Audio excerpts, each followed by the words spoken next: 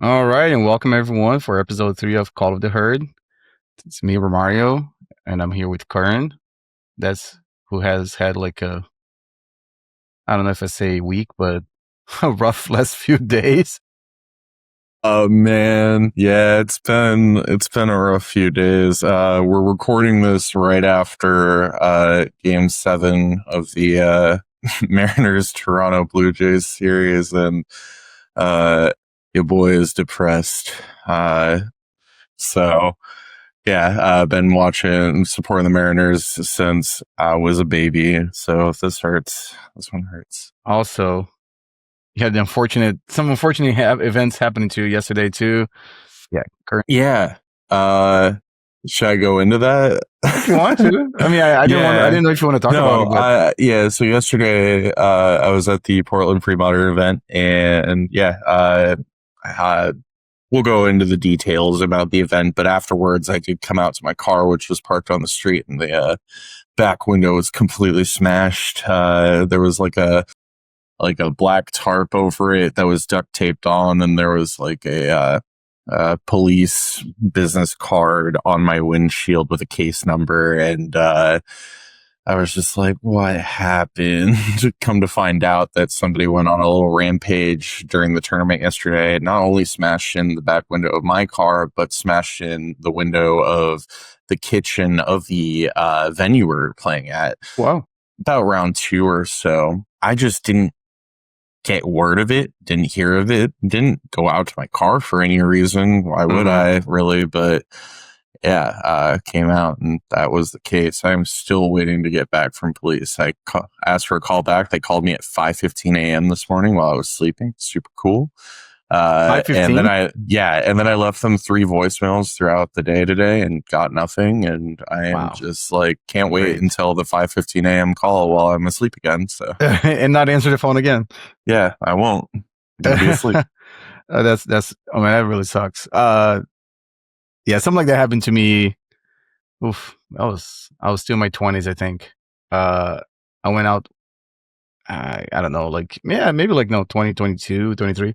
Uh, and I went out with some of my friends, and it was here in Richmond too. And I think it was the same deal. Like, it wasn't someone looking for anything. It's just being.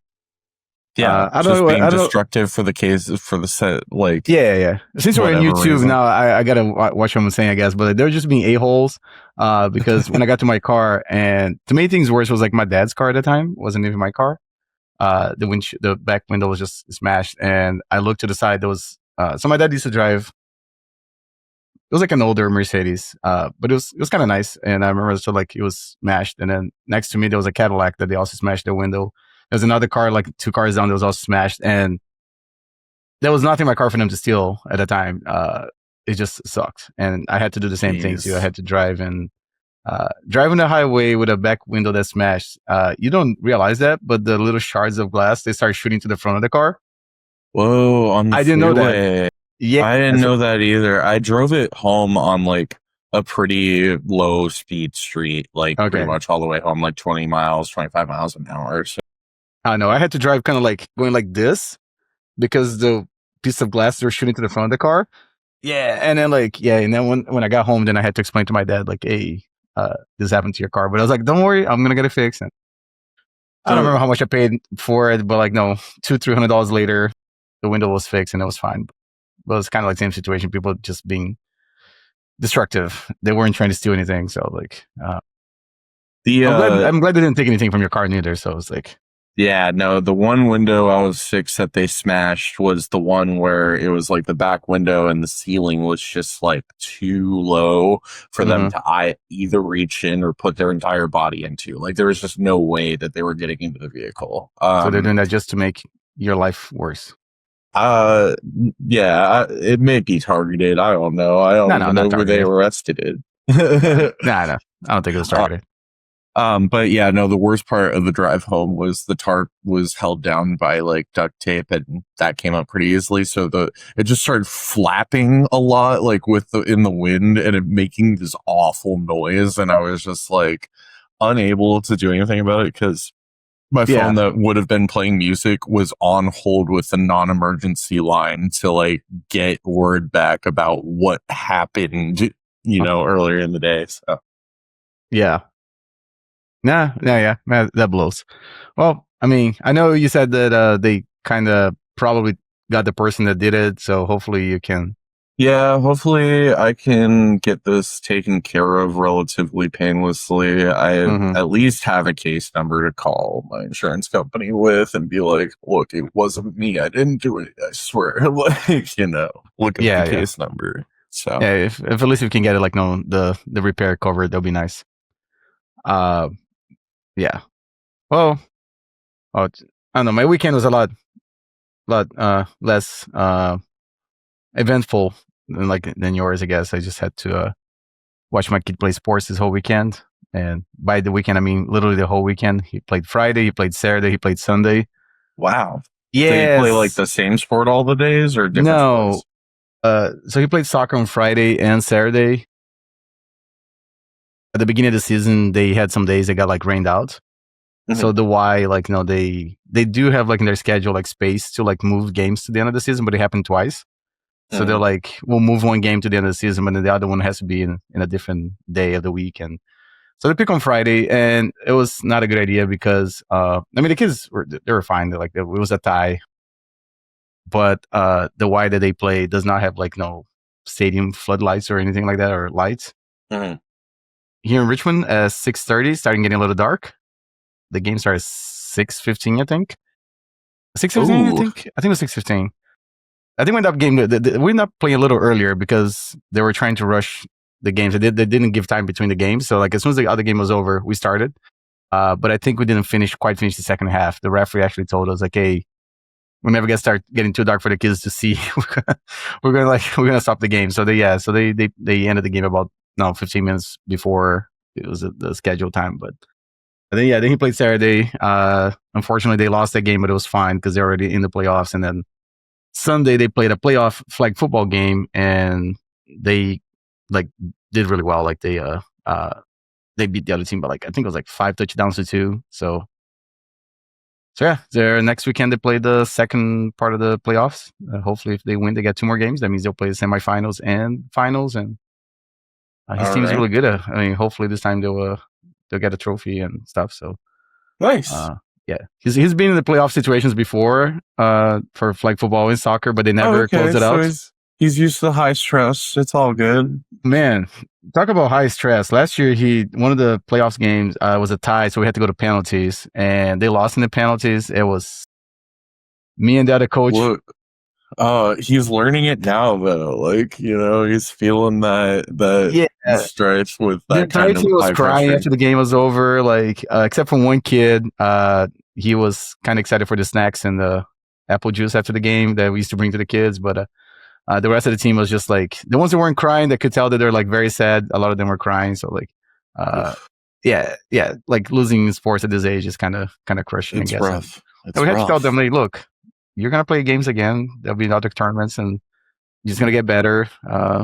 Yeah, So that's what my inner monologue sounds like when I lose like the top 4 of a Magic tournament. It's like there'll be more Magic tournaments. It's okay. It's but okay, it is. I buddy. mean, You did a good job. You're gonna play more Magic in eventually in the future. Like, no, same thing with Yeah. this kids. Like, no, hey, at least you're getting better. The next one you're gonna play a little better. Eventually, Yeah. You yeah, learn something, you move forward. It's all good. exactly.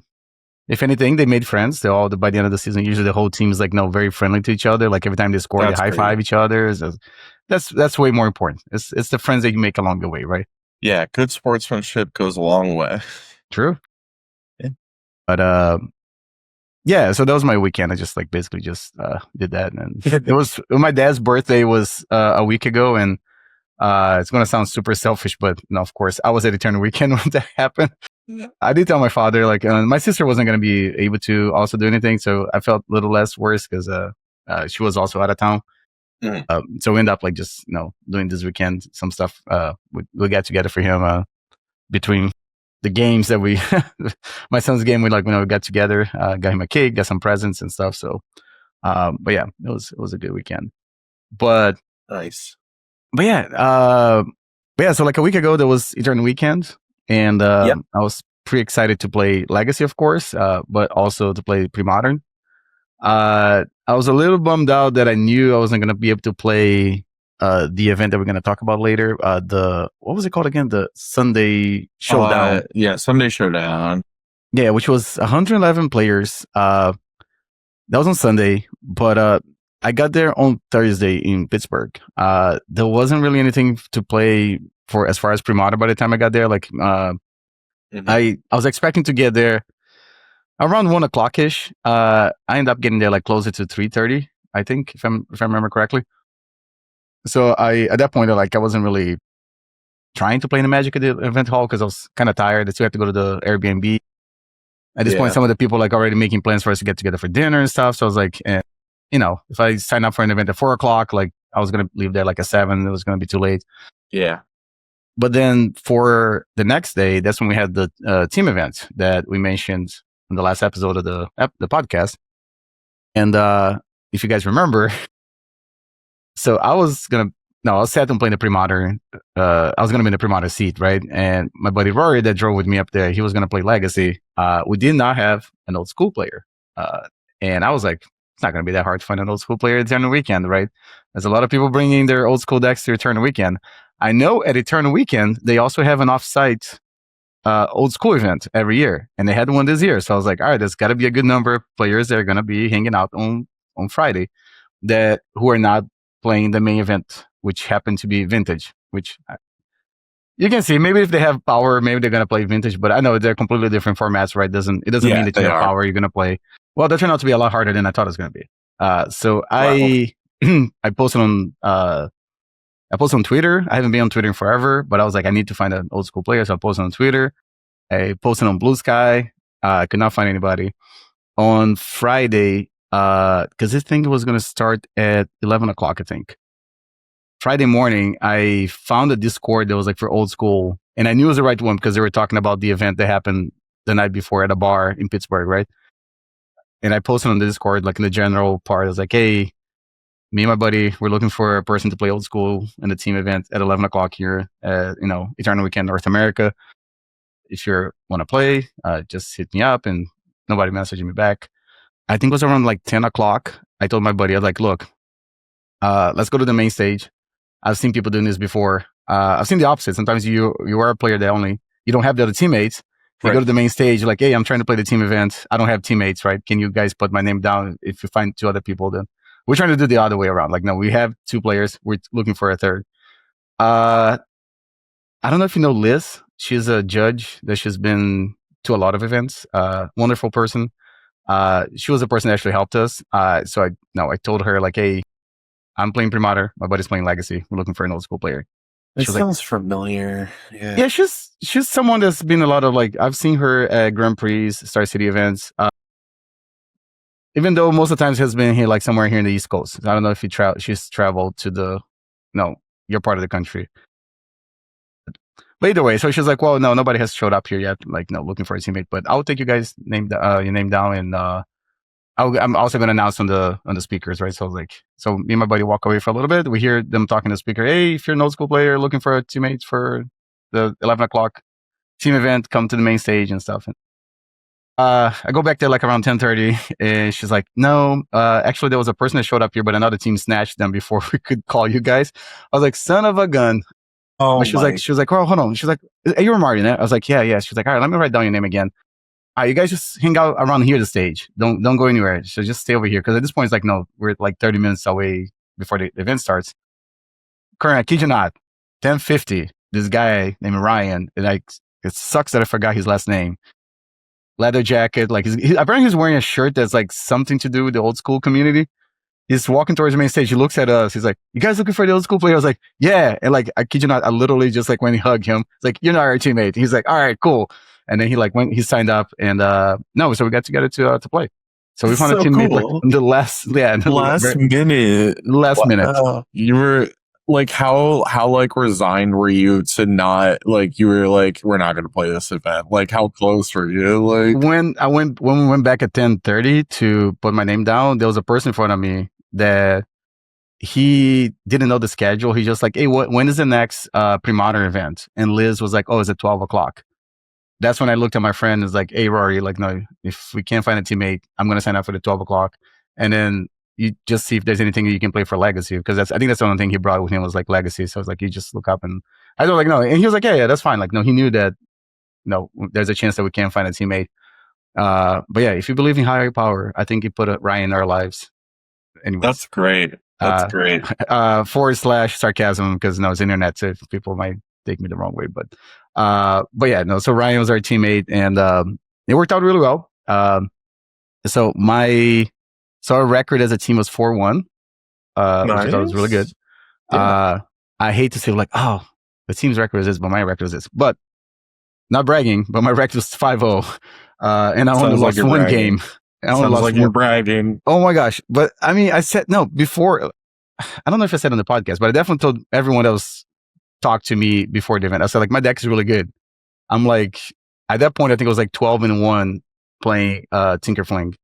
And if you combine the version with Oath of Druids, add another 5-1 there, so like 17-2 or something. So I was like, this deck's really good. Like, there's cards that are bad for the deck, but I don't think there's any matchups that are bad for the deck. So I sat down for round 1, and I know I said 5-0, but there's a asterisk there.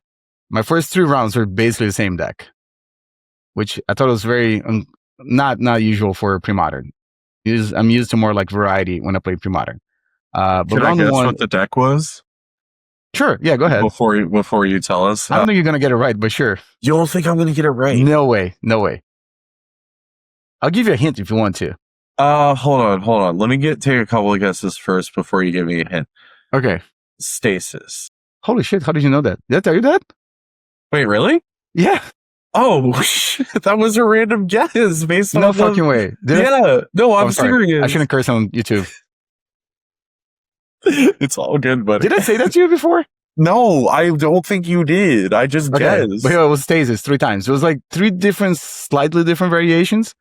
But yeah, in round 1 was Stasis. And it helped that the majority of those games, I drew multiple copies of a defense grid. As a matter of fact, I think in round 1, game 2, I think my opponent even joked that like he lost to a defense grid tribal because I had 3 defense grids by the time the game was over. It was like literally like defense grid into like tangle wire, defense grid, and then eventually I drew my combo pieces in that one. And it was interesting because if anybody watched my videos on the channel, the one loss I had in the league that I played this version of Tinkerfling was because my Stasis opponent had Gaia's Blast in their deck. Mm-hmm. So I was just like, all right, well, I'm not going to let this happen in paper too. So like sideboarding, I took out my Altar of Dementias, the 2, what's the name of the card? The artifact, the cycles. Oh, Sabo's Web. So it's interesting because I made my sideboard is the same for round 1, 2, and 3. And as always, like I don't know, I don't think anybody took as like condescending or anything like that. I was very, very curious actually. After every game 2, I would always ask them like, hey, do you guys have Gaia's Blast in your deck? And the first one had it. He showed me. He's like, yeah, I had one Gaia's Blast. I was like, oh, cool. Because like, I told him like, he's like, yeah. And like, it's a pretty common thing because of Bring Freeze. Mm-hmm. Usually that's why they have the Gaia's Blast. And it's not because of my deck, but because of Dreadnought bringing Bring Freeze out of the sideboard. And then my round 2 opponent was playing Stasis with Oath of Druids. And in game 1, I thought I was going to lose when they Enlightening Tutor, end of my turn. And I was like, well, if they have something like a Cursed Totem or Humility, I don't know, like something crazy like that, I just can't win in game 1. They end up, Enlightening Tutor for, it was either Stasis or both of Druids. I can't remember which one it was. But at the end of the game, they had both of them.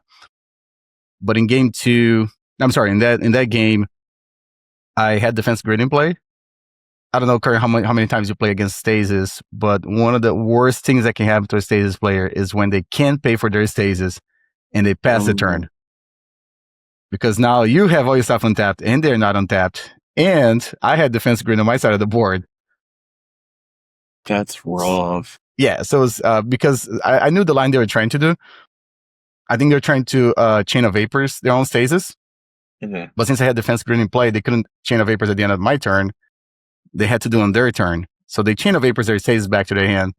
But it's already being past the untap phase. So maybe they're going to combo me, like if I pass back to them. But it wasn't going to happen. Like turn 5, defense grid's in play. They're all tapped out. I just, I won.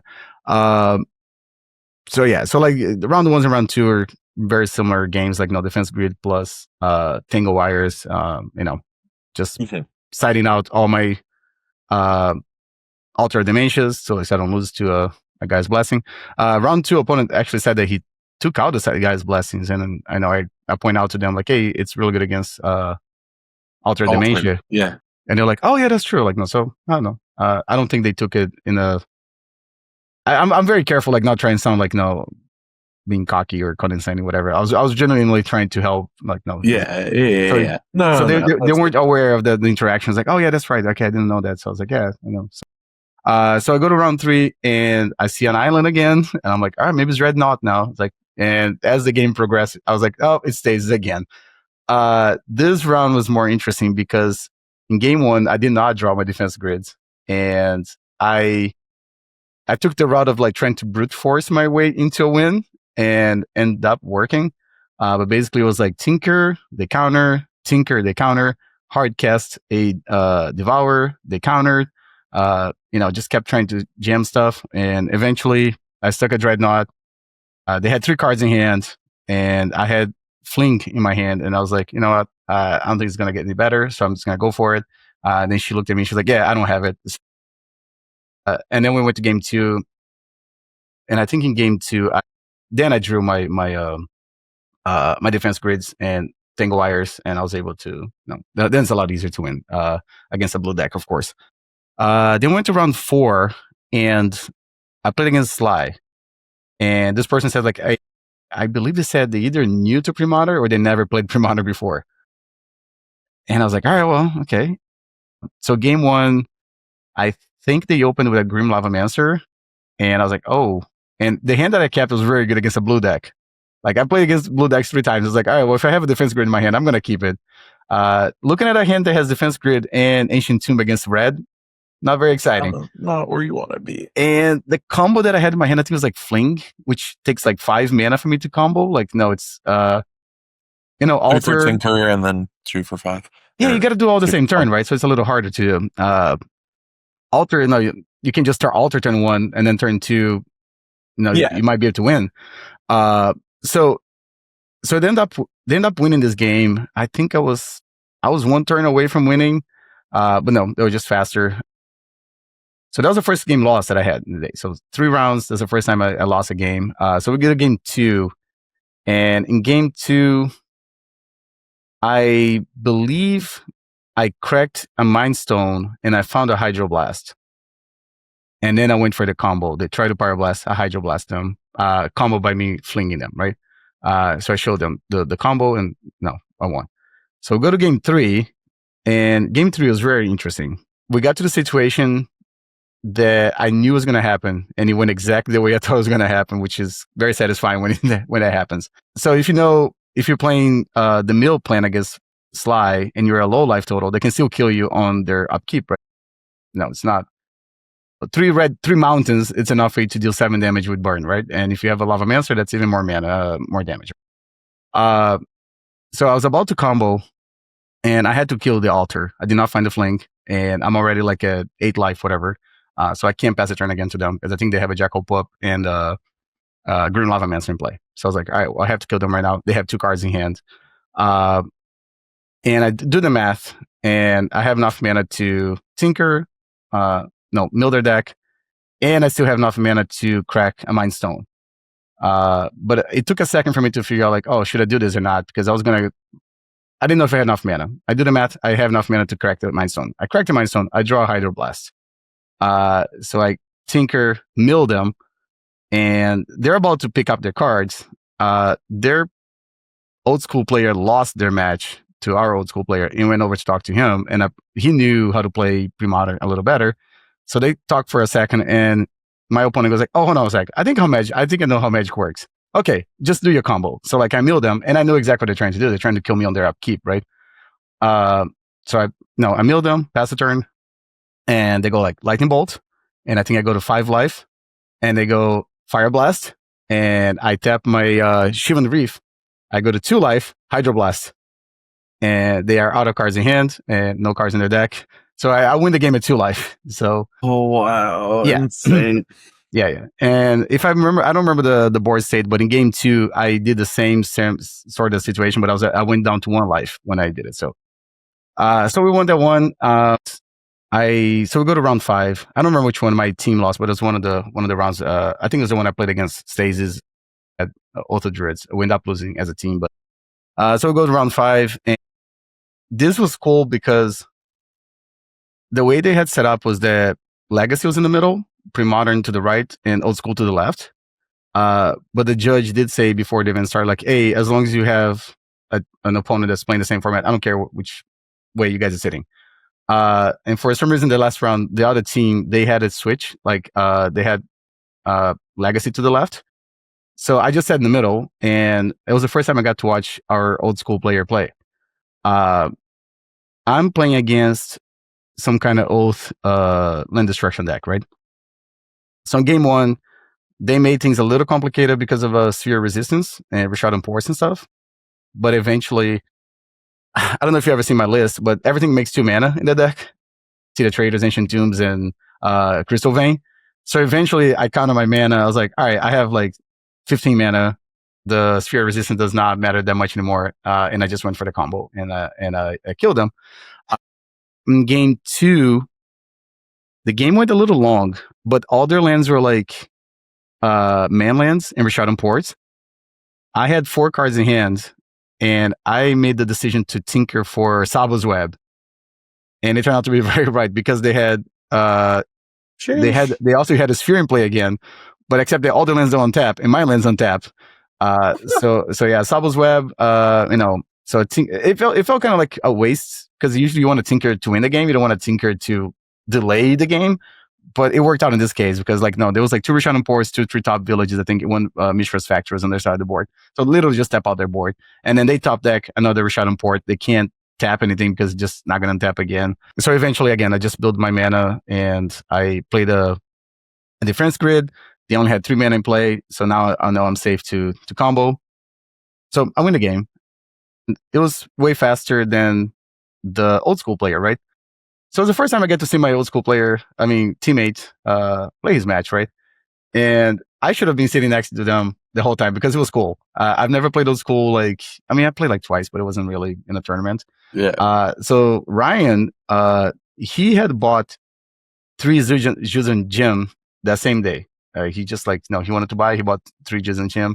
I was like, how much you pay for them? He's like, 1,200. It's like, each? He's like, yes. I was like, yeah. All right.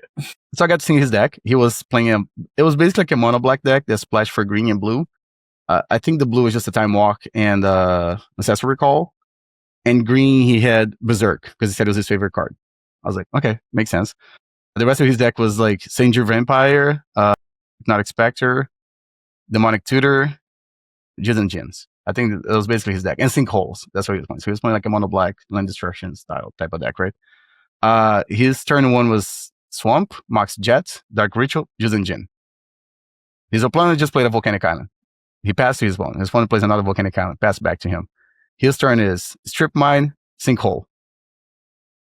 But before he did that, Ryan's like, look at me, should I do this? I was like, yes, you should do that. And so he passed back to his opponent. His opponent's like, well, I don't have anything to do, just pass back. So he attacks for 5 again. He draws an Underground Sea, and he's got a Demonic Tutor in hands. And he's about to pass the turn. It's like, oh, hold on a second. Well, do you have any 3 drops in your deck? Because in old school, from what I can tell, it's not like in Vintage when you cast a Demonic Tutor to win the game because you have like all the extra mana you can cast. Also, the spells are free, like not a lot of times. Yeah. Well, in old school, you cast a spell, from what I understand, right? From someone that has very little experience in old school. But I feel like you cast a Demonic Tutor and then maybe you cast a spell on the next turn. So I was like, do you have a 3 drop in your deck that you want to cast? He's like, no. I was like, well, you have Ancestral Recall in your deck, right? He's like, yes. Well, then you should cast right now. Then just tap the Jet in the Swamp, get Ancestral Recall, tap it on the ground, so you draw 3. He's like, oh, yeah, that's really good. I was like, yeah, that's very good for sure. So he drew 3 cards, and then his opponent conceded after he did that. Yeah, that's still the 4-1 for us. Wait, didn't you say Walk was in the deck too? Yeah, but he only had 3 mana. Oh, Because turn okay, two he used a okay. strip mine, so he didn't have the mana from the strip mine. Eh, Yeah, okay. yeah, I thought you yeah. meant do you have like a 3 drop that? Oh, okay. Like Yeah, a you were creature. saying for the next turn. Yeah, like if he's got a, I don't know, hypnotic spectre or something. I don't remember if he had hippies in his deck, Yeah, just get the recall. but then I was like, you got recall, right? He's like, yeah. He's like, should I do that? I was like, yeah. But he was about to pass the turn. I was like, no, don't pass the turn. No, Let's draw figure this three out. cards. Draw three Yeah, cards.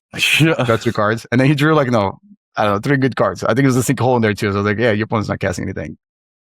Uh, it was cool to watch. It was cool to watch old school. It seems like an interesting format. Too expensive for me, but it's cool to watch. People that enjoy the format. But yeah, that was our pre-modern experience for the event. And I went 5-0. The team went 4-1. I think we sold the tickets roughly about like $130. It was like $50 to enter the event, so it was good. We all had fun. Later in that day, you are aware of the name Johannes Larsson, right? Yeah, of course. Okay, so Larsson was at Eternal Weekend this year, right? Yeah. Mhm. Okay, so he was gonna play a legacy event or something, side event, but he wasn't really sure. He didn't really want to play the event. He had just finished playing the High Roller event that was happening on Friday. Right, which Our Mike buddy won. Mike Right? won, yes. Larson didn't make top 8, but he did win a Taiga, I think, for placing in the top 16. He wanted to play more Magic, and he came over. He's like, "Can I borrow your deck?" I was like, because he said he had a pre-modern deck on him. Larson being Swedish, that's where pre-modern came from. Of course, I expected him to have familiarity with the format. But I think he said he had a blue-white standstill deck on him that he said he didn't want to play. I was like, "Whoa, yeah, I got a deck." He's like, "Can I borrow it from you?" I was like, "Of course." And then he played my deck in the side events, and he went 3-0 with the deck. So, and I got to watch him play some of his matches, and it was pretty cool. That's Watching awesome. the reigning Eternal Weekend Europe champion, European. and then at that time, future, top 8er of Eternal America. I mean, Eternal Weekend America Legacy Yeah. top 8. So he was. As a matter of fact, Larson also later asked me for my list. Maybe, Yeah. maybe I don't know, LobsterCon or Euros pre-modern. You might see Larson casting some flings on the Watch other side of the out. pond. Yeah, maybe he's one of us now. I'll take your So flinger. yeah, or at least another person that's playing pre-modern. And he's of course Yeah. he's got a pedigree, very good player. So pretty excited to see another good player join the pre-modern format. Then on Sunday there was the Sunday Showdown event. Unfortunately, like I said, I was not gonna be able to play. The event started, I want to say, started like at 10 or 11 o'clock. It was too late for me to play. I believe, I think was. Ooh, did they say how many rounds was this thing? I think Melee might have it. I mean, 111 players mean 7 rounds. 7 rounds. So. 7 rounds. Yes. Yeah, 7 rounds. I was not gonna be able to play, and if I did well, it would be even worse. Person that rode with me, there was not a whole lot of Legacy to be played on Sunday. Also, it was like a 5 hours drive back to Richmond. Yeah. Kind of wish they organized the schedule a little bit better for pre-modern in these events. Because also, if I had done well in Legacy, there would be no chance of me being able to play this thing too. Right. Yeah. You were just like, no way. Yeah. No, because you'll be playing the main event on Sunday. Just put the pre-modern event on Friday. What are y'all doing? I know, because I think pre-modern has more of an overlap with Legacy than with Vintage. Don't you think so? Yeah, I would say that a lot of Legacy players find pre-modern entertaining. Like, it's just comforting because pre-modern is a format where you get rewarded for a basic understanding of Magic the Gathering. It takes you far enough, Mm-hmm. Like, and then the rest is obviously format specialty and understanding. Like, if you're really dedicated to pre-modern, right? Yeah. Then you're unstoppable. But like, no, seriously. I mean, I have real life examples to use today. From the pre-modern event here in Portland yesterday of just like how base knowledge will get you far. So Hmm. Yeah. So I mean, obviously, it's very selfish of me saying like this, but I do think that if they could move the whatever the name they call, because I think they gave a different name last year, whatever they call the big pre-mod event, if they can move it to Friday, uh, it would be a huge improvement. I actually at this point I'll take a Thursday. If they want to say on Thursday afternoon, whatever, I'll leave my town. I'll leave Richmond earlier to get there, like no earlier and play Primata. But the Sunday being like, there's no good time on Sunday too, because like again, if you do well in Legacy, because like this year, if you win X3, you could play day two, right? So right, if you right, do, but like I said, like you don't by doing well, I don't mean top eight do well. Like I'm saying, if you just do mildly well or above average, not like I did. If you do better, then you can play the event on Sunday. And I think a lot of people that were playing Legacy would have liked to be able to play Pre-Modern on Sunday, or I'm sorry, play a bigger Pre-Modern event, throughout the Eternal weekend. So I don't know. I just uh, card. I'm sorry, Card Titan. They did. They created like a QR code with a review thing you can send to them, and we saw before the event started that they actually listened to everyone. I think they changed the high roller event day. So I don't know. right. I Yeah, know some other people they're voicing their opinion that they should have changed the Sunday showdown to a different day. So I'm gonna write feedback too. Maybe they'll listen, and if they do, then it'll be kind of cool. But yeah, so the event took place on Sunday, and it had a really good pricing. So first place was Gaia's Cradle, second place was Mox Diamond, third and fourth place was the Survival of the Fittest, and fifth through eighth it was Intuition. And if they had more than 64 players, they were gonna give a bunch of tickets to the top eight. So it was like 1,400 tickets for first place, 1,200 for second place, and then 600 for third through fourth, and an extra 300 tickets to fifth through eighth place. So they had 111 players. The deck they won was Starless Tribe. Surprising? Would if I told you, Curran, there was going to be a big pre-modern event, would you have guessed that this is the deck that was going to come out on top? no, I honestly didn't quite see this one coming. But looking at the deck list, it's pretty sweet. It's a pretty cool looking deck list. So yeah, Yeah. I mean, I think I've seen some people call this deck About Face. Starless Tribe, I guess the name the MTG Top 8 has called it. right, But if anybody's not familiar with the deck, there is, from what I understand, there's like no different variations of the deck you can play. But basically, you're trying to combo with Tyler's Tribe, which is it's a, let's see, I think it has been errated, right? So it's a human nomad. Originally, it was just a nomad, and it's a 1 white. And you can discard a card from your hand, and Tyler's Tribe gets +0/+4 until end of turn. And it's a 1/1. The only reason I knew about this card is because originally, before Faithless Looting was printed, Dredge used to run this card because it used to be one of the discard outlets alongside with a Putrid Imp, right? So it's a 1 white. It's a discard outlet. This version of the deck actually takes advantage of that. There's some cards that they're running that you want to discard them. But the whole point is that you can discard cards from your hand to, I don't know why I said discard cards from your hand. Where else are you going to discard cards from? But you discard the cards and you pump the toughness. And there's a card called About Face that's from, man, I think we had this conversation last time. Legacy. Legacy. It's a 1 red, and you switch the power and toughness of your creature. So, that affects those until the end of the turn. So you make Tyler's Tribe a 1 whatever toughness until your opponent can't enough to kill your opponent, and you attack for lethal. I believe this deck usually tries to 1-shot your opponent. And this version is interesting because you do have. It's not like an all-in combo. Like, no, of course you have the Arrogant Worms too. So you have some of the cards you see in Madness.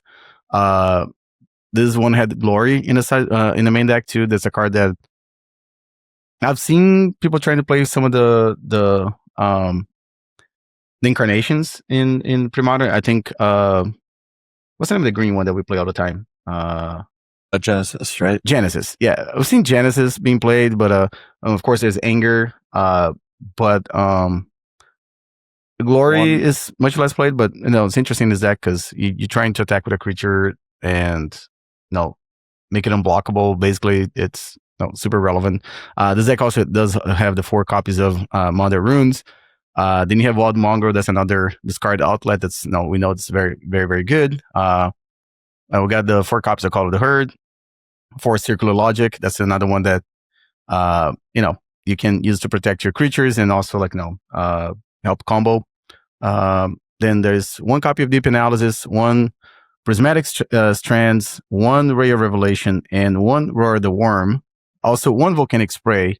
And the reason why I mentioned those cards separately is because this deck is also running 3 copies of Quiet Speculation.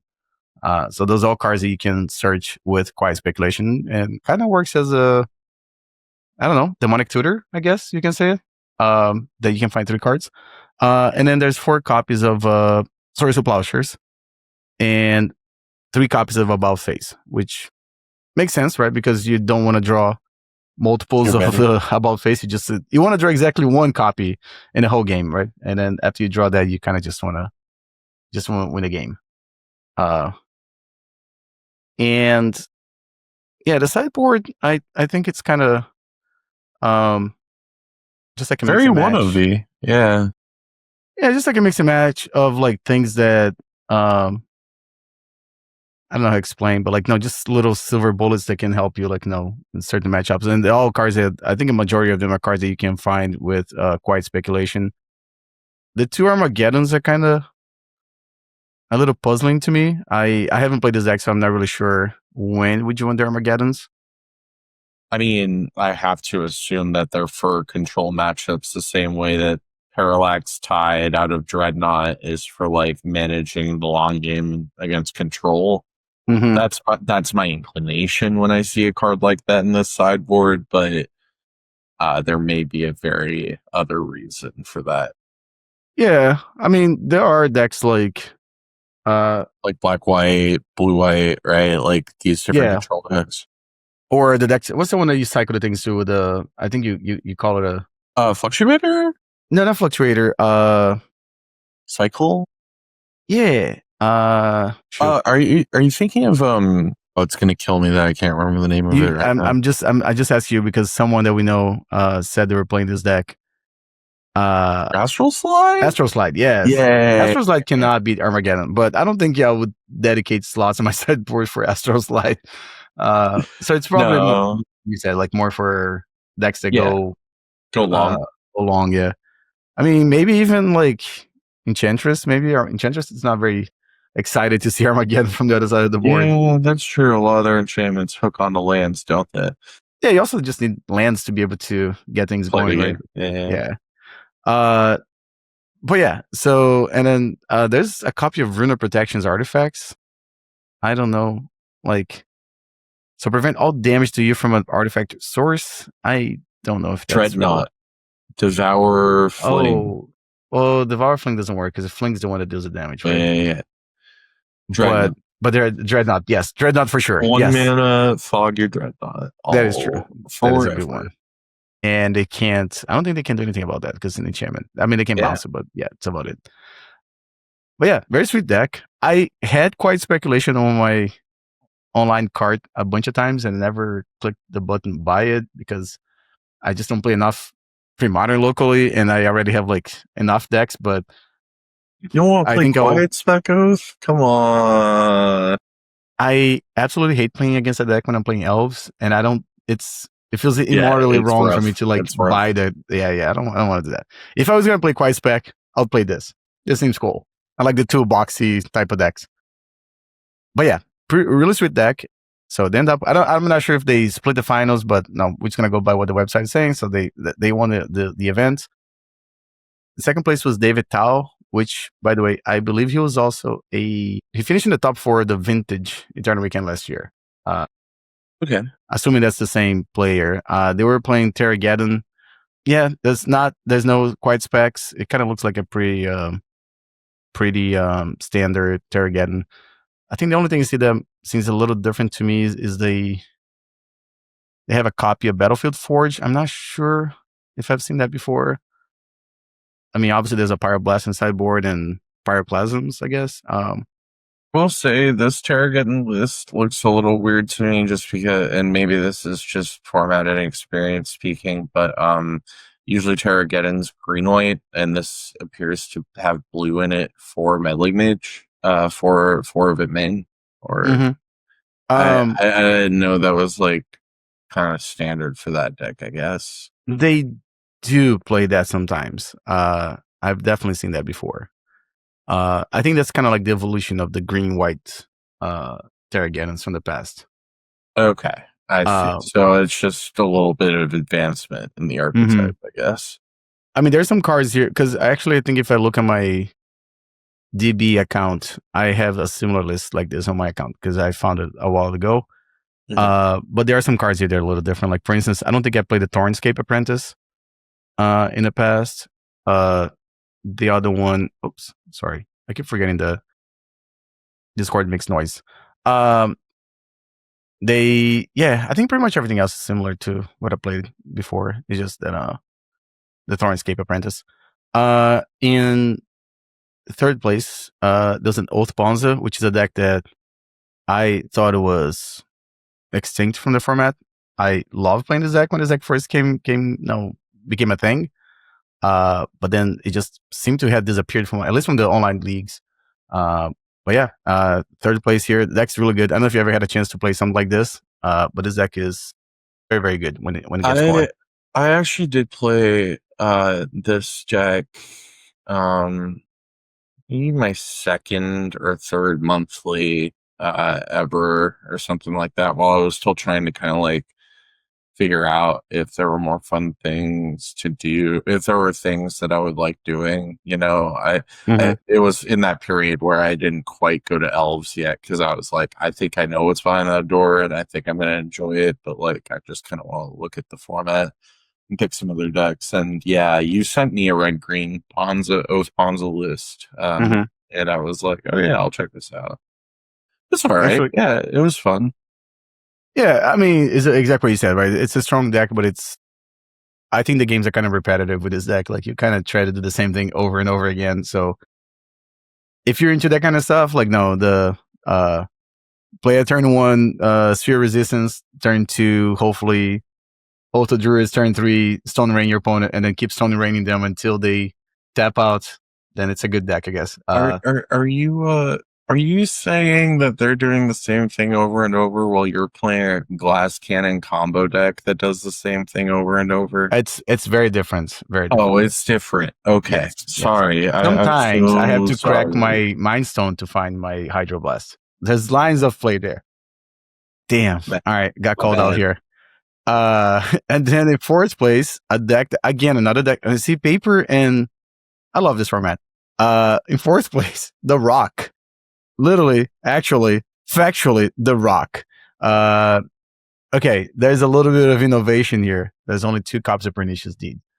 That is innovation, son. That's spicy as mayonnaise. But pretty cool. It's got all maybe sriracha mayonnaise. Sriracha mayonnaise. This one's got all the cool cards that I like to play in green black. Actually, it's got a Yavimaya Elder.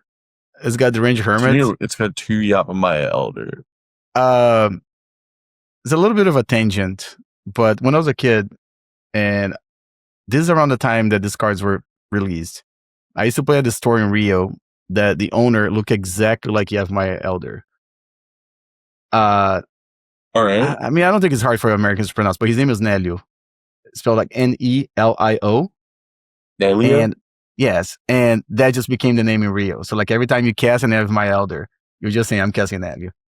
It just became the name of the owners. Like that was the nickname in the city. Like no, every time you played, if you went to any event, nobody would call Yavimaya Elder, or they wouldn't say the name of the card in Portuguese. That was just that guy's name. That was the name of the card. So that card has a very special place in my heart still because it was my LGS's owner's picture basically on the card. That's so good. Yeah. So there's 2 copies of the Range Hermit. Again, another card that I freaking love. 2 copies of Recurring Nightmare. Yeah, it's got pretty much the rock cards, removal, Wall of Blossoms, Ravenous Baloth. It's got the Phyrexian Ragers that, yeah, that's the, if I believe that was the Lenny Huang, like, no, innovation, like, no, about 2 years ago now, but I don't know if I think people were calling Rager Rock or something like that. Oh, there's another copy of Pernicious in the sideboard. Also, hold on a second. Actually, I was looking at this decks like this afternoon before we recorded, and I noticed that they were playing a card called Execute. I did not know this card existed. Execute. So it's destroy target white creature. It can't be regenerated. Draw a card. So it's 1 black and 2. I'm saying this probably says kill target Exalted Angel. Draw a card. I'm trying to think of does it hold on, I need to look up the text on a card really quick. What card is that? I mean, I guess it can kill the dragon, Eternal Dragon too. It can kill Phantom Nishoba, right? You're right. Yes, that it does kill Phantom Nishoba too. Is that a problem for this deck? I assume so.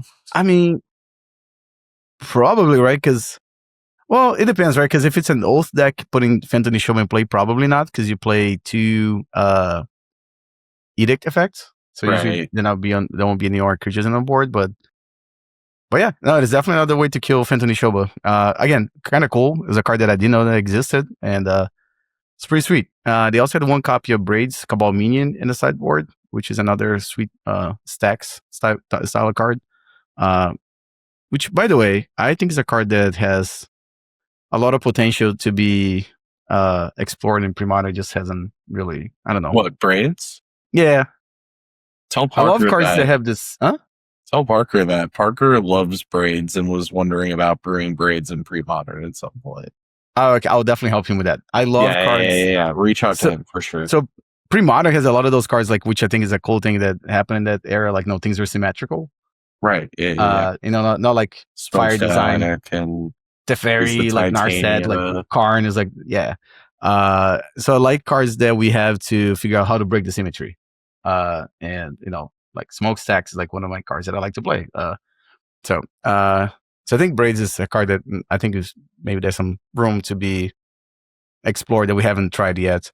And then in 5th place, there's Allurin. It's another deck that I haven't really seen in a long time too. I think first time I played against this deck was during the pandemic when I was playing webcam Pre-Modern. Except that in this format, if you're not familiar, you win with Cavern Harpy. And this person did not have the. It looks like they just bounced their opponent's library. I mean, sorry, their opponent's board with Manowar, and or maybe they're missing some. No, the whole sideboard is here. Never mind. Yeah, you can just bounce your opponent's board, and yeah, that's pretty much it. There's some versions that play the creature that every time a beast comes into play, you draw a card, and then there's another one every time you play a creature, you drain them for 1 life. This version, no, they're just, I guess, just Mana War out your board and then go to town. Yeah, I don't see any other. Man, this deck it looks anemic. Maybe that's just like me looking in, but like you bounce everything and then attack for 4 and then they recast stuff. Well, you can draw a lot of cards with the Wall of Blossom. Oh, hold on, you gain Infinite Life too with Spike Feeder. Okay. So you can gain I can't talk. You gain Infinite Life. You can draw your deck if you want a Wall of Blossom, or you shouldn't draw your deck. You should probably just draw. Yeah. Okay. Can Spike Feeder? Hold on a second. You can also make a creature very big too. Oh, right. Because you can move the right. Yeah. So Cloud of Fairies probably allows you to make infinite mana. Yeah. Okay. I think I see it now. Yeah. Oof. So you like just Spike Feed up a Raven Familiar for like. Yes, or the Birds of Paradise, whatever, and then yeah. That explains why I haven't seen this deck on Magic Online. Because this looks like a real pain to resolve online without being able to just shortcut it. Yeah, those 3 lines I just mentioned would take roughly 1,000 clicks for you to be able to finish. Yeah, But that okay, makes so sense. this is interesting. Okay, so you can make a creature very big. You can gain infinite life, and you can make infinite mana, I think, with the Cloud of Fairies, if I'm not mistaken. And then in the other bottom of the top 8, we have Enchantress. This one looks like a stock Enchantress deck from the like Yeah, presented swarms in the sideboard. There's Carpet of Flowers. Those like the I'm just gonna call it the Riche innovations from LobsterCon from last year. I'm sorry, from this year. It happened such a long time ago that it feels like it was last year. And then they have the two guys blessing in the sideboard, but everything else is pretty standard as far as Enchantress. There's also Kitar's Desire in the sideboard. It's a card that I think I've seen Chris. Oh man, it's gonna kill me that I can't remember his last name now. Chris that plays on Magic Online. Enchantress enthusiast aficionado. I think I've seen him playing this card before. And then they also did 3 Opalescence, 3 Parallax Waves. I've seen this number change a few times. Yeah, I mentioned a few times that Enchantress is a deck that, if you want to win a tournament, you should probably consider Enchantress. I think it's a deck that it's always there doing well. Then we had a mono black control deck. Hold on. I actually have to look at this because I haven't really seen. I didn't look at this 75 very closely. They have 1 copy of Bane of the Living. That's a card that always gets me every time I play Elves because I never expect this card. Bane of the Living is a creature that you can play with Morph, and then when you morph it, it gives -X to all creatures. Yeah, it's usually something that sometimes catches me off guard, especially from the Elves. Hypnotic Spectre, Ravenous Bailout. So it's a more the rack type of deck. Okay, so it's a mono black control, but really it's like kind of like the rack or pitless rack without the bottomless pit. And then in finishing the top 8, a mono blue Parallax tie deck with 2 copies of Stand Still and a copy of Nevis Disc in the main deck. But otherwise, and they have 2 copies of Flash of Insight. Yeah, that makes sense to have this card. That's something that I remember last year people weren't running, but I think after everyone realized that Flash of Insight's a busted card, blue decks start main deck in this card.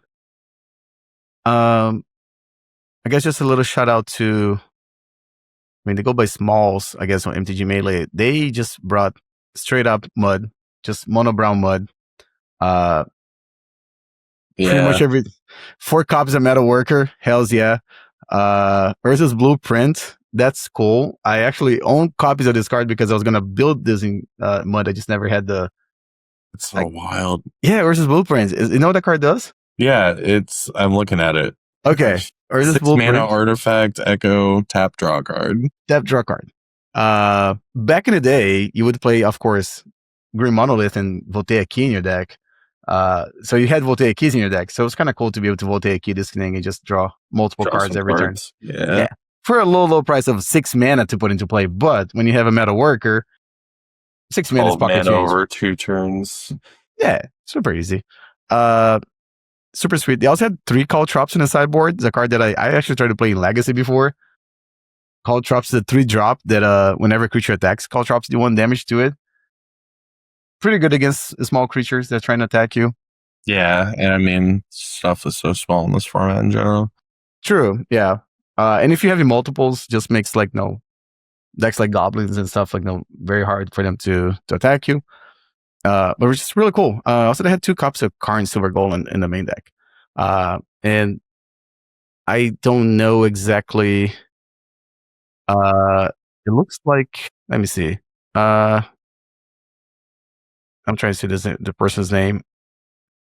I can't really find it here. MTG Melee is not very user friendly, I guess. But it looks like they were one win away from top 80, so pretty cool. And again, I like to see Mud doing well. Maybe I should try to play myself again. I also saw this copy of Ponza. I was walking. Mono red. Yeah, but they had Ankh of Mishra in the deck. Yeah, it's a really cool Ponza list. 4 Avalanche Riders. 4 Avalanche Riders too. All the Stone Rains are legal in mono red in this format, I think. Pillages and Stone Rains. So it's really like kind of like a sly slash uh, land Land destruction deck, right? destruction. That's Yeah. cool. Yeah, this deck looks sweet. Yeah, I really liked it. They also have 2 copies of Anarchy in the sideboard because, you don't want to lose to Circle of Protection Red. Don't wait now. And multiple ways to destroy, to break up the Dreadnought combo. You got the Pyroblast and the Overload. But yeah, I thought it was a pretty cool deck to highlight. I believe this deck, according to MTG Top 8, only $170. It's not bad. A little bit like on the more budget side. And really, if you play Sly, it's one very kind of similar to what you already like to do, and you probably already own some of those cards. So for anybody that likes fan of playing Mountains, there you go. It's another option if you want to, like, if you get tired of casting Ball Lightnings, you get to cast some Avalanche Riders. Not a hasty creature, except that one kills your opponent, the other one, I don't know, kills their will to play because you destroyed their lands. That was corny. So yeah, so that was the Sunday Showdown at Eternal Weekend. Again, I wish I had a chance to play, just because of the scheduling, it was not working. But apparently, I was listening to another podcast. I was listening to Eternal Turtles. Apparently, they played a lot of Pre-Modern over the weekend and said there was a lot of chances to people to play Pre-Modern at the side events. So I'm just happy to find out that there were a lot of people in attendance at Eternal Weekend. They were there to play Pre-Modern too, alongside with whatever main event format they're going to play, or maybe people that just showed up to play Pre-Modern. So pretty cool to know that the format's growing and more people are interested in play. So yeah. And Curran, so you had your monthly yesterday, Yep. right? I did. So how did that go? Well, we hit a new attendance record for the monthly. We hit 34 players. Hells yeah. So that means it was the first official 6-round Pre-Modern monthly tournament for Portland. This is kind of like creating some fun logistical issues because the Lucky Lab where we host it closes at 9 p.m. and we start at noon. And the finals of the event actually are taking place later this weekend because we couldn't finish it out in time. So and Andrew wants to record it and everything. So yeah, they're gonna play the finals out this Sunday for that event. But at the same location or somewhere else? Yeah, same location. Okay.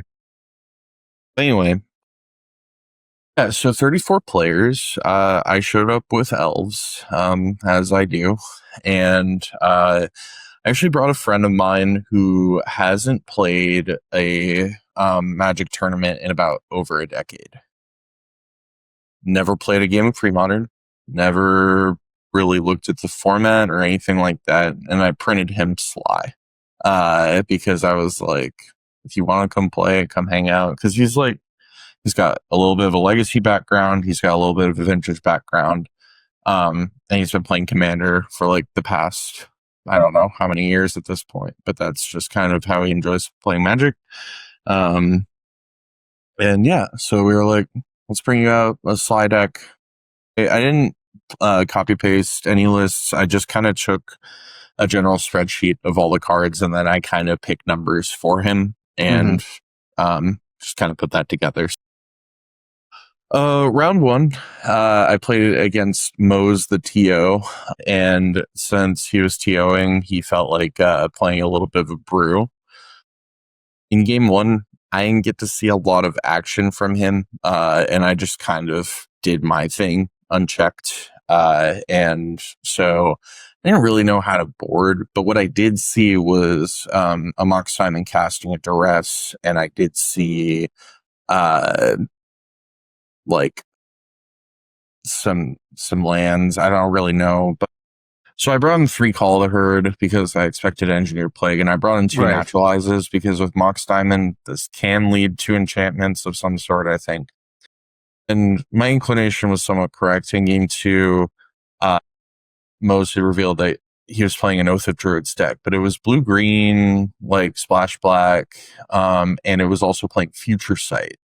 And so it was just like a little brew he brought. So he actually ended up trouncing me game 2 after I tried to buy some time with like a couple of Tangle Wires because I was drawing pretty badly and trying to recover. And yeah, he ended up getting game 2. I switched my board out immediately, brought in all the Naturalizes plus a Tranquil Domain, and I was just like, we're not doing this. And game 3, a Wasteland on his first land was very clutch. And then I ended up like double Tangle Wiring and buying my way out essentially while just like getting chipping damage in, essentially. So I got round 1, nice and easy. Round 2, I got paired into Marshall, who was just an incredible player in the pre-modern community. Also played a lot of Legacy with him over the years. And he was playing the Bant Oath Replenish deck that David had been working on, the other TO for Portland. It's like Bant Oath with 2 Terravore, but also Attunement, Replenish, Parallax Tide, Parallax Wave, Opalescence. Just kind of like playing both angles, essentially. It was really bad. It went really bad for me. Okay. Is it like your deck's really bad? Like it sucks. No. I got rinsed, like straight rinsed 2 games in a row, and there wasn't really much to do. Like I was like in game 2, I had 2 mana up for Naturalize, and they hit me with Replenish and get 2 Parallax Waves, a Parallax Tide, and an Opalescence out. And I was just like looking at it, and he puts all the triggers on the stack, and I'm just thinking, and I can kill one thing. I'm just like, I'm going to speak very candidly with you right now. I have the Naturalize. Is there anywhere that you truly believe I could put this that would like help me? And he's like, no, I straight up don't think so, but we can walk through it and you can ask like what would happen if you put it here, here, whatever. We walked through it, and yeah, sure enough, there was nothing to do, right? Like, so I got rinsed 1-1. Round 3, I sit down against Will, also a longtime Legacy player, longtime pre-modern player. I expected him to be on Goblins, but he surprised me. He was on Blue-Black Psychotalk. And game 1, I kind of was able to like play through a lot of interaction, and then I baited I baited a counter spell by playing Survival. It didn't resolve because the counter spell got the Survival, and then I played Deranged Hermit. I mean, it's a Survival resolves, right? Like I've got like everything, but like if it doesn't resolve, then Deranged Hermit's still gonna get there anyway. So did Deranged Hermit get there? It did. Yeah. Okay. So we got game 1. Game 2. Oh yeah. During boarding, he was asking how good a null is, and in my brain, I'm thinking, Survival and Ensnaring Bridge, and I'm like, I think it's all right, and then I didn't realize it until afterwards, but like in game 2, I cast Tormod's Crypt, and then I ended up using a Masticore to kind of leverage my way through a game. And I was like, oh, yeah, null would have got. Yeah, a null is better than duress, I think, Yeah. But I ended up getting there in Tangle game Wire 2 too, as right? well. Did you keep Tangle Wire? Tangle Wire, yeah. So Tangle Wire and Survival are like the normal 8 hits that I'm thinking of, and then I didn't think about the Crypt and the Masticore until afterwards. So right. Anyway, we get there, so we're 2-1. Round 4, we go sit down against Ryan on a Survival Madness deck. So it was just like, yeah, Squee, hold on, I need to pull up the Tireless Trout deck because it says survival what? Arrogant Worm, Survival Madness. So Basking Ruwala, Arrogant Worm, Wild Mongrels, It also had a shapeshifter Triskelion kill, Vesuvian shapeshifter Triskelion kind of kill. Mm-hmm. I boarded completely wrong throughout the match, and didn't, because I was like trying to figure out what's going on. I didn't see the survival until game 3. And when it came down, I was like, my naturalizes, where are they? I left them in the Yeah. board. All I brought in was Crypts because I was going to hit Wonder, and I was going to hit, I don't know, some flashback. I don't know. Yeah, like I You was completely like, forgot. I don't know what I'm going to board here. But Ryan, we go to turns in game 3, and Ryan ends up comboing on turn 4 of turns, as I would have won if it passed back to me on turn 5. Like, I set up a massive amount of mana with my survival and like sweet ready to come back, and I was like, I couldn't quite assemble to kill that turn, and I was kicking myself just because I boarded wrong, and I also probably could have been tighter on my survival lines to maybe not have to pass back to turn 4. Mm-hmm. And it's just really hard to tell. There was like a point where there was conversation happening like right at the table, and I was like thinking about survival chains that I could go on, and like my Mm-hmm. brain was just stopping halfway through because I just kept hearing people talk, and I was just looked Right. over. I was like, guys, I'm so sorry, but like, please, like, I Just be just quiet for one need some second. silence for a minute so my brain can like Figure out. process. So, Yeah. but Ryan won on turn 4 of turns, so I'm 2-2. Round 3, or round 5, I get paired into The Rock, actually, and actually a player who watches our podcast, Cool. whose name I'm forgetting at the moment, and I feel really fucking bad. I shouldn't say the F word because we're on YouTube. I'm sorry. We won't get demonetized. It's fine. I'm literally just looking up his name really quick because it's gonna be easy to do. Well, while But you're looking at, I actually forgot that during the team event, Mhm. there were at least like 3 or 4 people that came up to me mentioned our podcast now, the Premodern podcast, and there's some people that mentioned my Legacy podcast, the Legacy Small Talk. Oh yeah. But the Premodern one was definitely at the team event. There were a couple of people that mentioned, and there were people saying like, "Oh, you should watch their stuff," and then pointed at me, and I was like, "What?" And it was like, "Oh, your Premodern stuff." I was like, "Oh yeah, I definitely post Premodern videos and this." So, Nice.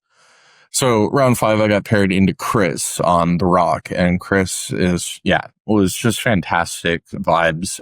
We had I a mean, they're playing good the Rock. match. Yeah, we They had a came to good have fun. match with 3 games. Like they actually blew me out with Deed game 1, and like just like it wasn't good for me, and basically, but um there were a couple of moments where I kind of got to like teach him a few things, because like there was one turn where I like tapped out at the end of his turn to activate survival, and my intention was to go get Squee so I could just like do things the next turn. Mm-hmm. But he said, in response to the activation, I'm gonna naturalize because I don't think I have another chance to do this. And I was like, in the future, you can let the search resolve because priority is passed once more back to you on the end of the turn. Right. So you may want to wait until you see what I get so that you can go from there. And that also made me change my decision, Right. to go get Multani's Acolyte instead so I could rebuild. Yeah. Instead of getting Squee that is not going to do anything. Right, exactly. Right. So, but it was a lesson learned for that, and he was like totally gracious about, like, he was like, yeah, that totally makes sense. Thanks for that. And I was like, yeah, got you. But like, and then there was something else that. By the way, that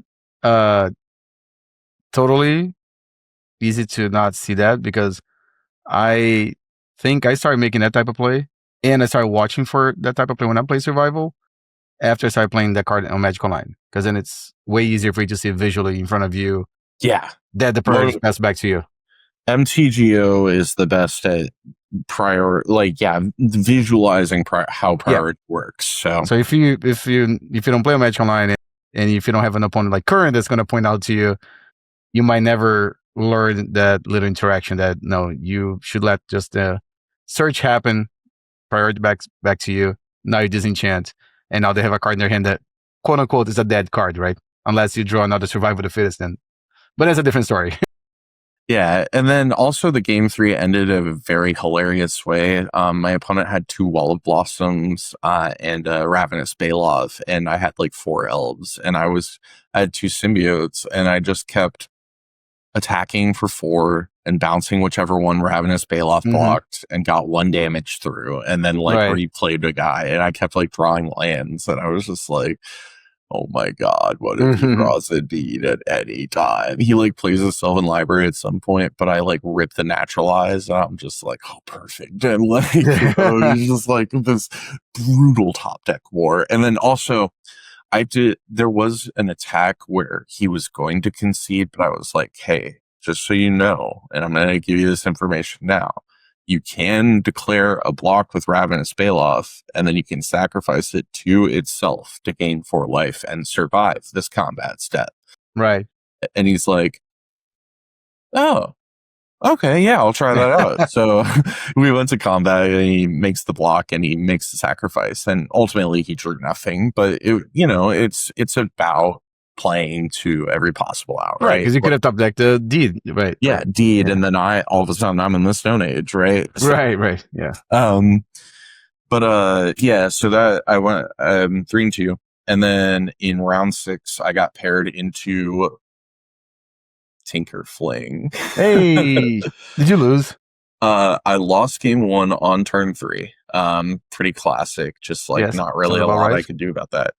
Game 2, I got to naturalize a tapped out Mind Stone that while he was kind of like low on resources, Mm-hmm. and that value naturalized ended up mattering a lot, because it Really? was like his tinker target that he was going to use to like uh get ahead. Or actually no, he was flooded. He wanted to crack it to draw a card, but I like Uh-huh. caught it on a turn it was tapped out and I naturalized it, and that ended up being pretty clutch.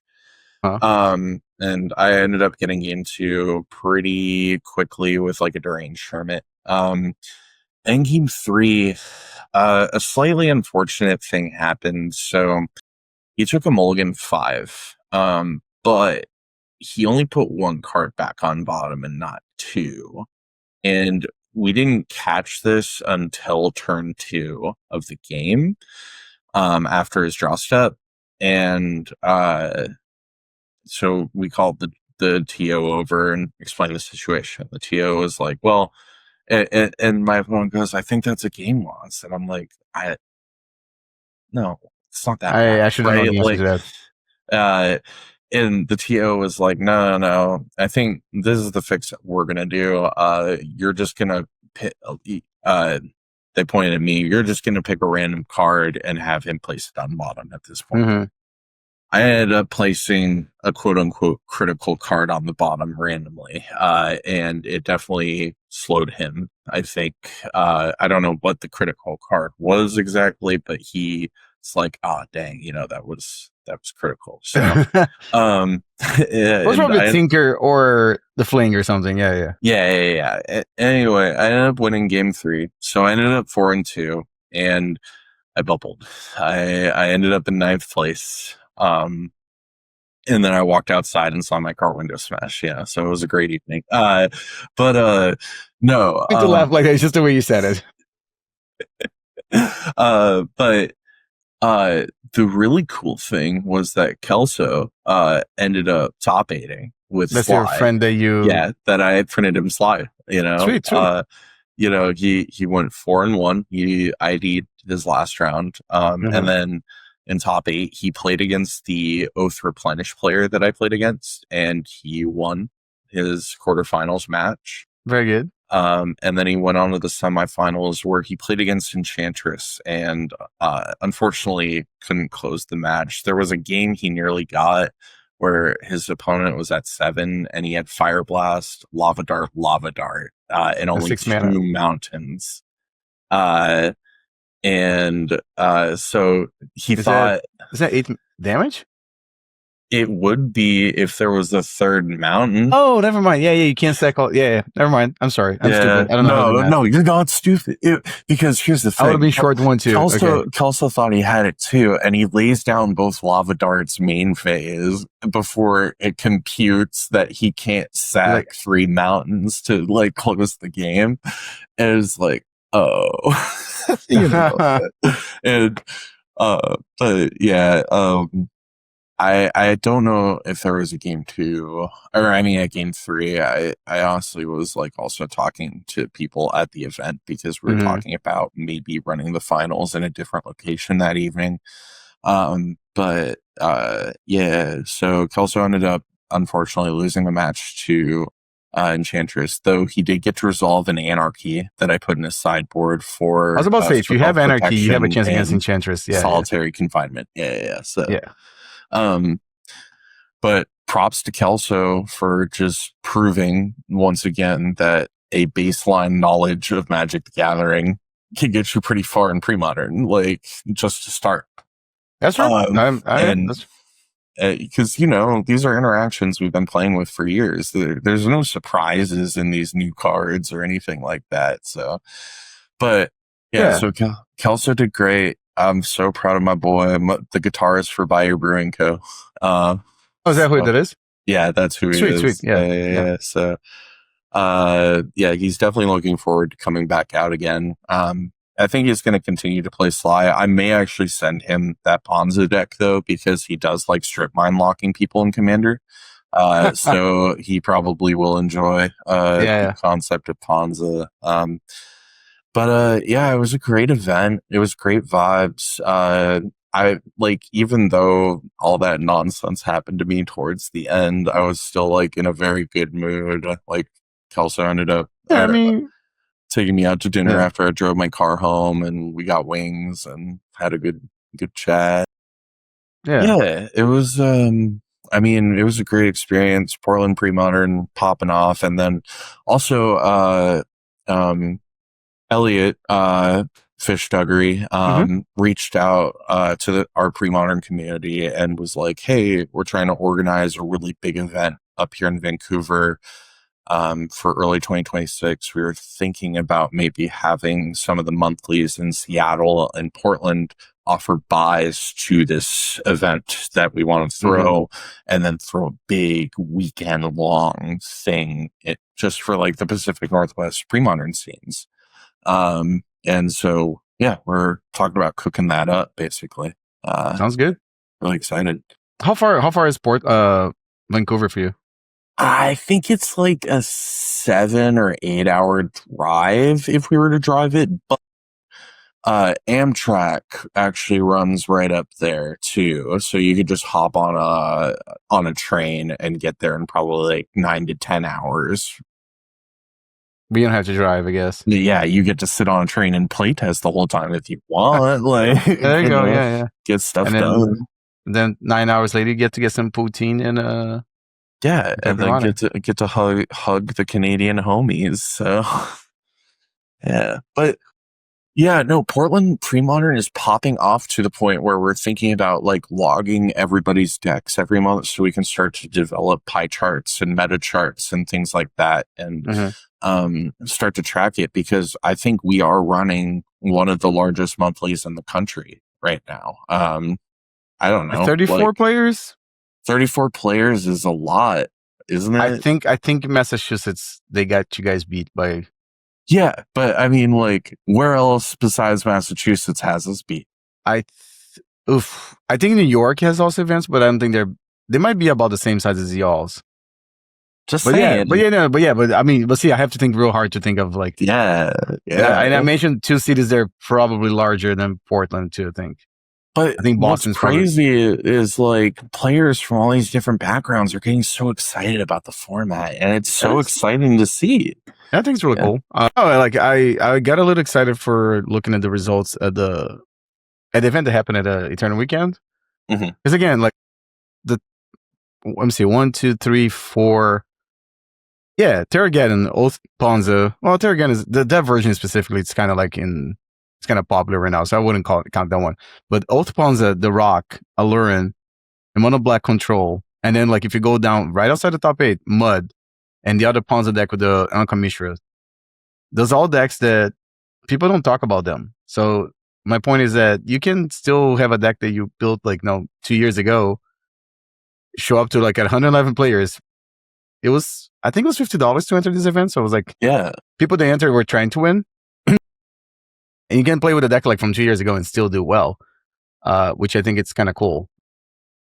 There is a complete variety of completely viable decks, and there's also like rewards for putting a little bit of brewing in, it seems too. Like hyper underexplored format and very diverse. Very good. Yeah, for sure. So yeah, Primata is still great. Again, you can play Sly as a first time player in the format, do well. I recommend it. It's a great way to explore the format, honestly, and also kind of get a feel for it. Like, it's just very good. Or again, if you're a player that used to play The Rock, 5-6 years ago when the format was still bust out those pernicious tweets. Let's go. Yeah, I mean, I think The Rock is awesome. I used to have The Rock build in paper. It was either a deck that I would just play myself, or when we first started doing pre-modern events in Richmond, I used to just loan to people if they want to play. Because it was one of those decks like you get maximum amount of magic. You're playing probably gonna play like if it's around the 45 minutes, you're playing 30 minutes of magic because there's no free wins with a deck. You gotta play into your late turns like all the time. Yeah, and then you get to the recurring nightmare, bring back the Range Hermit type of things. Or like I sacrifice my Wall of Blossoms, draw a card, make 4 squirrels, pass a turn, and it's cool. And I mean, people like wrote the deck off for like a while, like, and I think the deck it's still okay. You saw the person you played against at your local. There's a person that did well at the other event. Allure's another deck that people like saw seeing play for a little bit and then disappeared. So yeah, it's cool that your locals has had had a record of attendance. You can say that it created some, I guess, happy logistical problems. I guess happy because you guys had to. We're gonna have to talk about like the staff opening up an hour earlier, or like we're gonna have to like figure out a different location or something. I don't know. This is it's getting crazy. How did you guys chose that location? So Lucky Lab has been a Portland staple for literally as long as I can remember. And it's always been a brewery and restaurant first, but has been very open to like, it has like a big open space with a bunch of tables, and it's low key. It's been like one of the best places to game in Portland. Any different game. Like while we were playing Magic there were people playing backgammon, Scrabble, just like classic games, like just at the tables while having a beer and a slice of pizza or a sandwich or something like that. Lucky Lab, it's so weird because we have now like dedicated game store restaurants like Mox Boarding House, and then Portland Game Store put in a like a bar and stuff like that, or not a bar, but like they serve beer now and stuff like that. But like Lucky Lab's vibe is just very chill, I guess. It's really hard to explain. Just like the staff won't like bother you at all. They just bring out the food. They're just happy to like, they're just happy to have the business in general. And then like one of the employees also like used to play Magic, so he's like, what deck are you playing today? Oh, you're sitting over there. I'm calling that section Dominaria today, or like stuff like that. Yeah, and, no, I was gonna say because like maybe it would be easier to like you said, like someone on the staff used to play Magic or something, like maybe it'd be easier for you guys to talk about like open the store earlier just for you guys to play. They don't have to serve you guys food or anything, just open the door. That's what we're saying, because we don't know exactly what time they get there, but like we won't order food or drink or anything until you're ready to serve it at noon or whatever. But if we could get in there at 11 and rolling, the sixth round's not going to be an issue. And then we don't have to worry about round 7 until there's an 129th player that shows up, which is never going to happen. Like, and if it does, then then it's or fine. You think you cross the bridge when you get there. or 57 players. I don't remember. Oh, 65 players Is it is 65 rounds. Yeah, 64? 65 is 7 rounds. Yeah, Okay. yeah. And then 129 is 8 rounds. My bad. Yeah, so we won't have to worry about that for a while, probably. Yeah.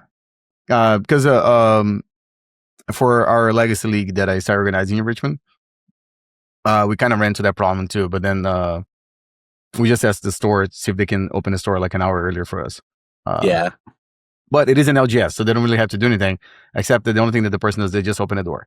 They're not, as far as I know, they're not making any sales or anything like that. They just open the door. We start playing our top 8, and no, an hour later they actually turn the sign on and says open, and then they're open for business. But yeah, again, it might be a lot different of a vibe of the restaurant, but I do know that the TOs for Portland are in talks with the management there to try to make that work. So yeah, they're kind of cool. Yeah. If anything, I guess I'm assuming you guys order tons of food and tons of drinks. Yeah, everybody orders something generally. Like, I don't think there are players there that spend $0. So, like, again, we are their like prime patronage on Sunday. Like, we are the expected crowd at least one Sunday a month anyway. Yeah. So Yeah, because if there's one thing I know is that Magic players do like to buy food and drink. Yeah, they do. I'm saying, like, no, if for the right amount of tips, someone will come and open the door for you guys early. I'm just saying. Yeah, we'll just have make it worthwhile for them, and then they'll be there. Yeah, cool. Sounds cool. All right, well, Curran, is there anything else you want to talk about before we? No, honestly, I'm chilling. I think I covered everything on the local and everything like that. So, and it's been a good hour and a half chatting pre-modern with you.